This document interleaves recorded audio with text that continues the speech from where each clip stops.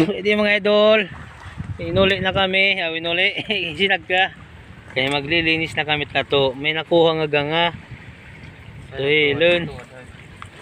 Ito hilon na ulit nila rin. Isip pa. Tuwad. Ang laki ng tuwad ah. Adoy. Ilinisan. Guti lang ang lato. Yan, naglilinis na kita. Yung lato. Burulat. Medyo maugaw kasi. Tapos hihingin nyo lang. Bilhin nyo naman. Wala akong pera. Ito mga solid followers ko dyan. Bumili na kayo. Lang libre ngayon. Manguha kayo sa ilog nyo. Manguha kayo sa ilog.